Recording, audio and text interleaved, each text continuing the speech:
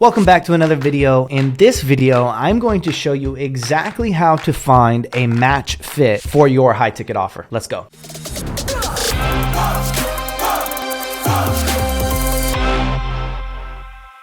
So how do you find the right sales rep for your offer? How do you know if they're going to work out or if they're not? It's a problem we see all the time in this industry. Sales reps jumping from offer to offer to offer because either the commission doesn't make sense for them, the leadership isn't great, they're getting micromanaged, maybe they've been on an offer for a long time and they're just burnt out because it's boring now, or worse, maybe they're in a values conflict and they're not aligned with what they're actually selling. They don't actually believe it. Or maybe the fulfillment and the client success isn't actually getting the results and they're struggling to sell it on the front end. There's tons of reasons why reps jump from offer to offer to offer. But a big part of the reason in this industry why reps don't find good match fits and why business owners don't find reps that stay, it's because they're going about their hiring wrong. See, what most people do when hiring is say, hey, you can make this much money, you can work remote, come work for me, this is the job title. And they check off all the boxes, right? You can work remote, this is what you're selling, I'm looking for someone with sales experience,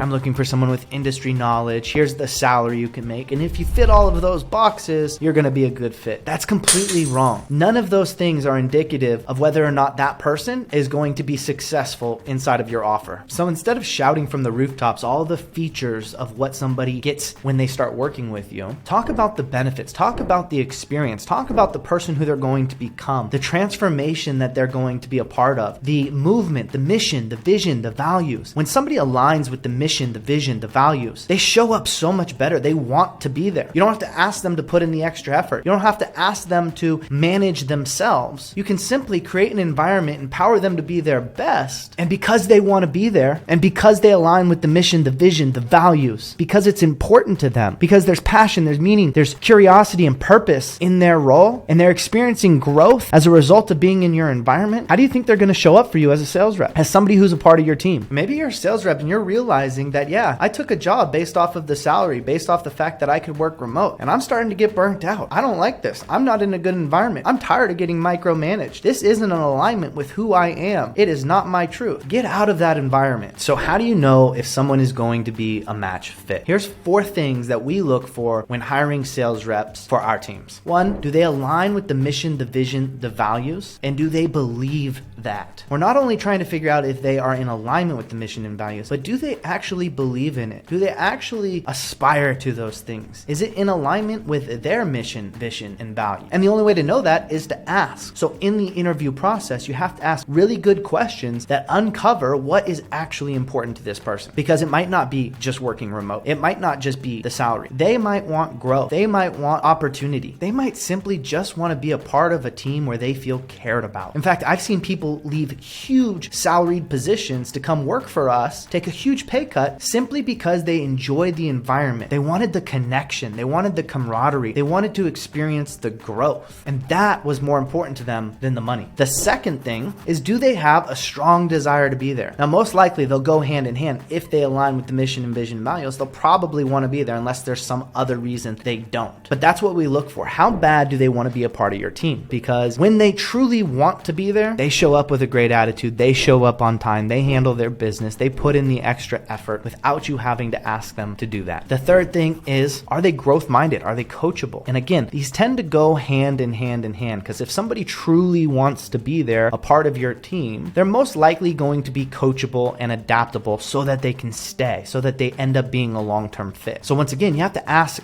the right questions in the interview process and create scenarios where it forces them to show you how bad they actually want to be there. Create a little bit of resistance and see what they're willing to do and what they're not willing to do in order to become a part of your team. And the number 4 thing is aligning and setting clear and accurate expectations. This is so important, and I can't tell you how many people we see who are hiring sales reps who don't tell them what to expect or what is expected of them. For example, what is their KPI?